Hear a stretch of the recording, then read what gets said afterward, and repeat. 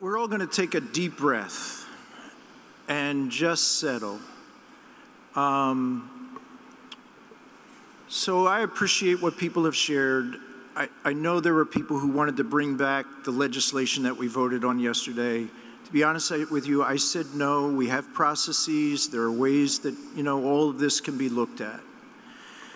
I want to talk with you just for a couple of minutes about judicial council rulings and sometimes legislation. Maybe some of you read in the relay a few months back when I talked about that the United Methodist Church is a government. We're organized as a government. We have three branches. We have the General Conference, which is legislative. We have the Council of Bishops, which are the executive branch. And we have the Judicial Council, which is the justice branch, the legal branch. And what we do, particularly when we gather like this, we act more like a government than a church. We start to do things that actually start to pit people against each other rather than really trying to work with each other. So everybody has the right to ask a judicial council question.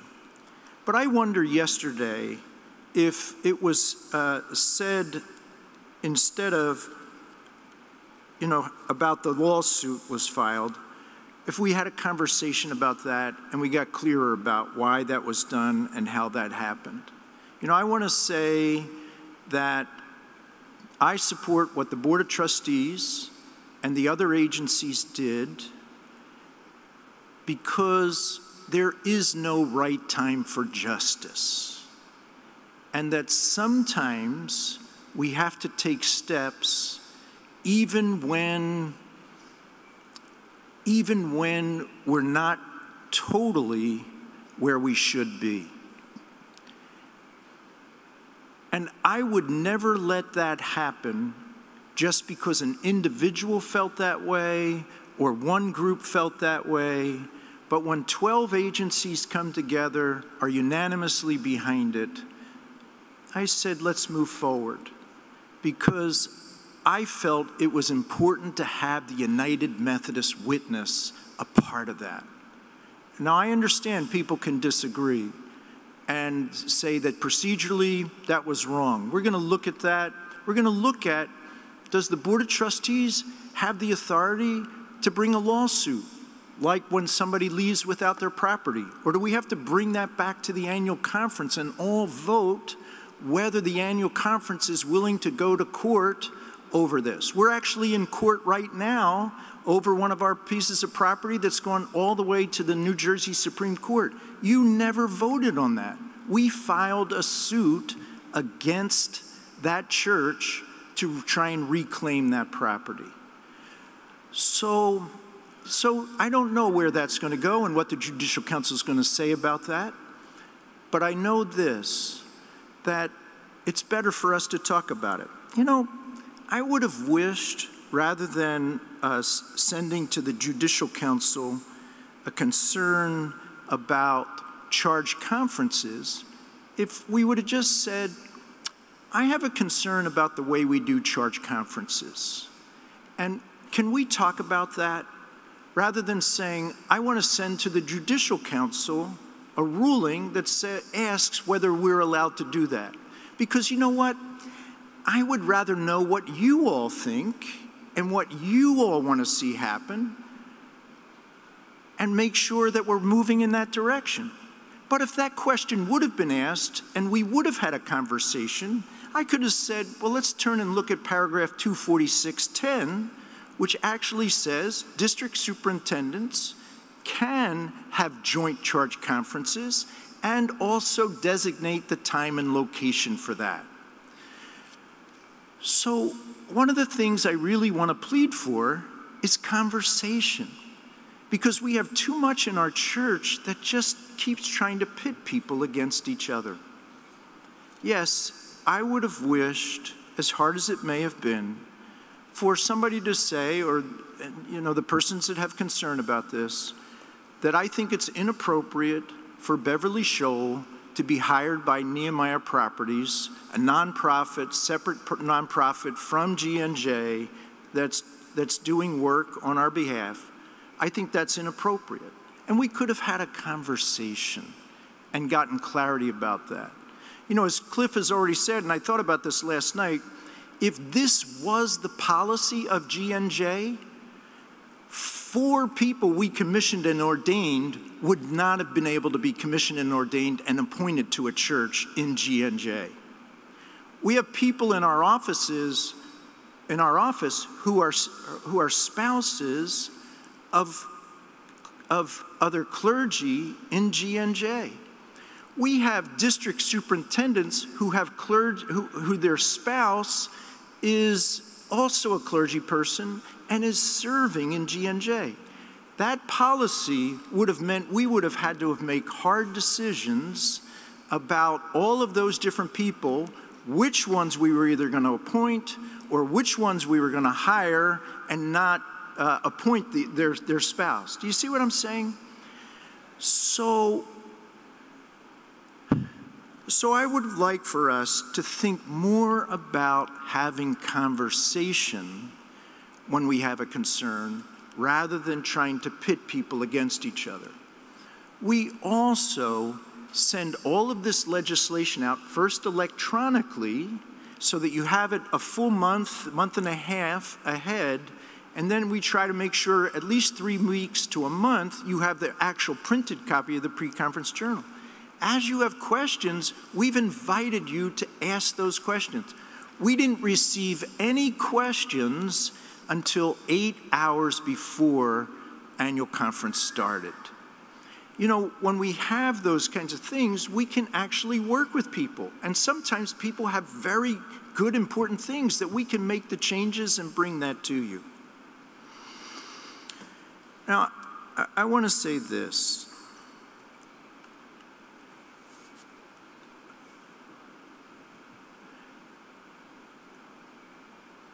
You may have picked up or may have heard that my daughter-in-law, Meredith Hoxie Schol, got a position at Drew University. I serve on the board of trustees at Drew University.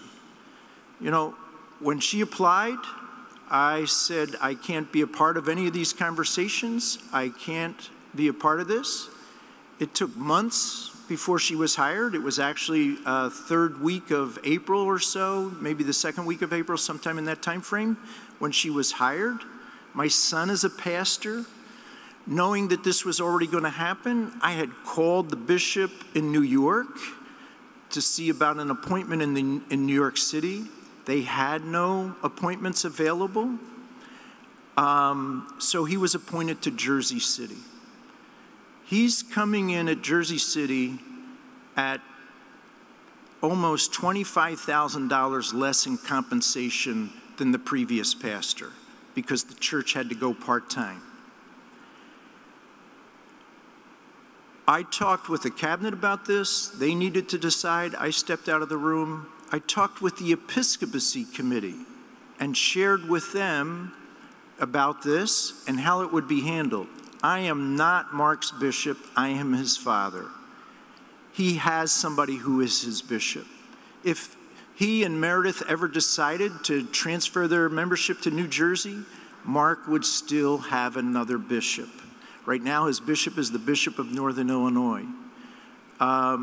If he transferred here, it would then be the Bishop of New York or Pennsylvania or one of the close by conferences that would be his bishop if there were issues. Quite frankly, it gets messy because we raise up generations of people who want to serve in the church. And ideally, I think that's a good thing. I think it's a good thing when pastors have spouses that want to work within the life of Greater New Jersey. I think it's a good thing when we have clergy couples.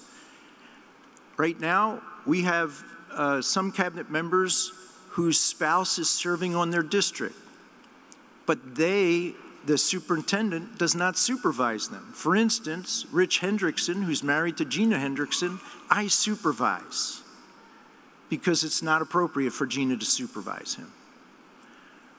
I don't have answers for this. It's messy. It's messy. This I can tell you.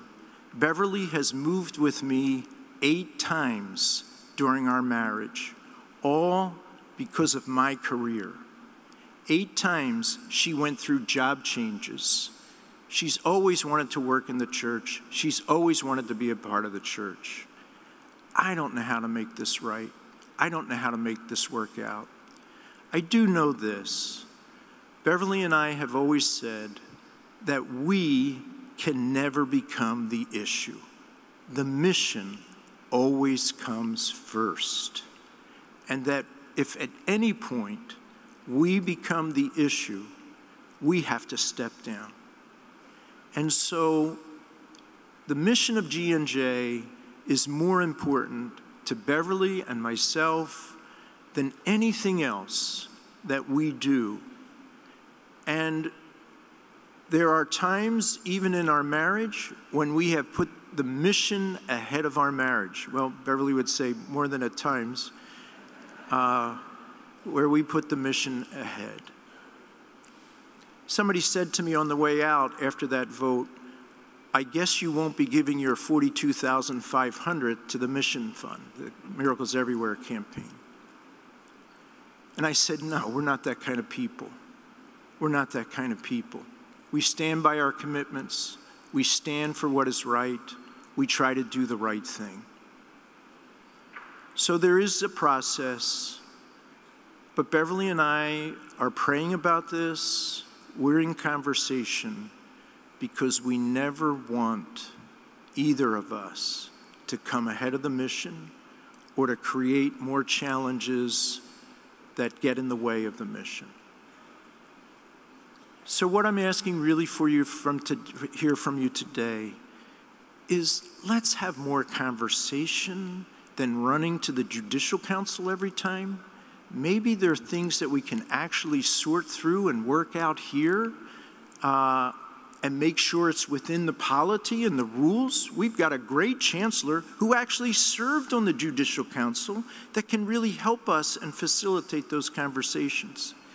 Because I can tell you this, once it goes to a Judicial Council, it is like a civil matter in the courts. And since I've been here, what are there, 6, 8, 10 Judicial Council questions that have been asked? And it literally pits the two sides against each other. They write about each other. They say things about each other. It's just unconscionable. It's unconscionable. It's not even Christian. And so why can't we begin to have these conversations here? Now, I know that there are some of you sitting there saying, well, Bishop, it's great to have a conversation, but when it's about you, it may mean my appointment. Or, Bishop, it's great to have a conversation, but you're the bishop. You have the authority.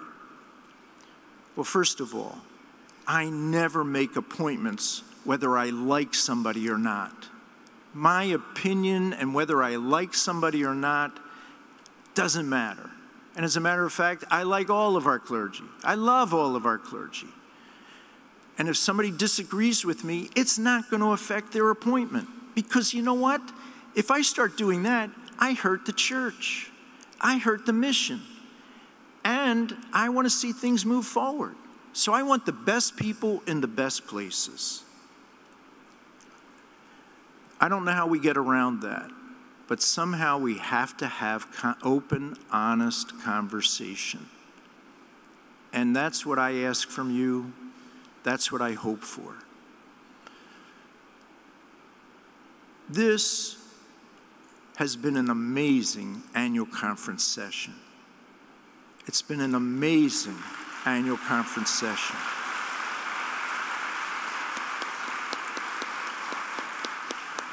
People are going to look back 5, 10 years from now and remember this session and how we got together and said, we support signing on to a lawsuit against the state so that we would begin to desegregate our schools. Friends, that's huge. That's huge. We passed a strategic plan that is going to pick up right from where we are and take us to the next levels and do amazing work and amazing things, and how God's going to work all in the midst of that. That's amazing. We passed another budget, and we're on track with what we have projected. We're making progress on that. We continue to lower how much we're apportioning churches and finding other ways to be creative and raising money. More churches are coming up to 100%. That's amazing that we're passing those kinds of budgets and have that scheduled out to 2022. We got good legislation through. And what can I say about the worship? I just get moved. I get moved.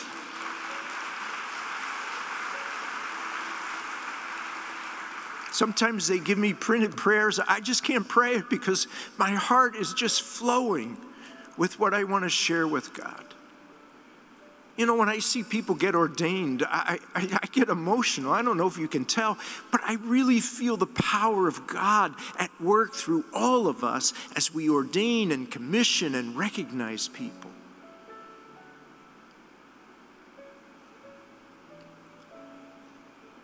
There's no other place Beverly and I would rather be. We love you, and we love Greater New Jersey, and we love serving here. And so we're thankful.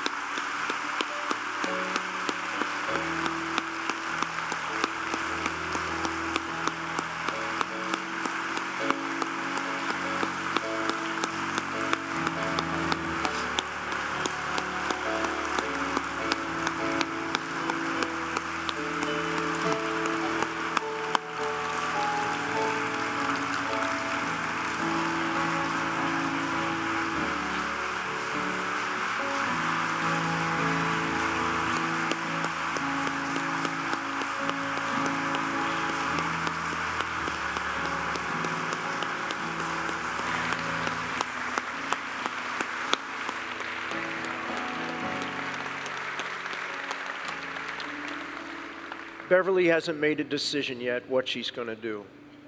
She wants to do the right thing. She wants to make sure that the mission moves forward. But today, we again want to say thank you. Thank you for being who you are. Thank you for the amazing work you do. Thank you for the way that you let the Spirit of God work through you. And sure, we can get better, and we will, but let's just keep working together to move in that direction. Is there any other announcements that have to be made? Friends, we're going to send that video out. No, don't do it. Don't do it. Friends, we're going to send the video out so that you can share that with your congregation. We're going to get some talking points out that if you want to share that with your congregation as well. Listen, really all I want to say is go home and keep up the good work. Go home and keep doing what God has for you. Go home and share the same kind of love that you experience here, the same kind of embrace that you experience. Go home and find somebody who's not going to church, that's just trying to figure out their life, and invite them to come to church with you. Go home and give thanks for your pastor and the work that they do. Go home and continue to encourage your lay leadership to stay in it and keep moving forward. Go home and continue to pray. Go home and continue to deepen your faith. Go home and be the body of Christ. because the world needs us. And as you go, may the grace, love, and peace of Jesus Christ go with you. In the name of the one who is our Creator, our Redeemer, and our Sustainer. Amen.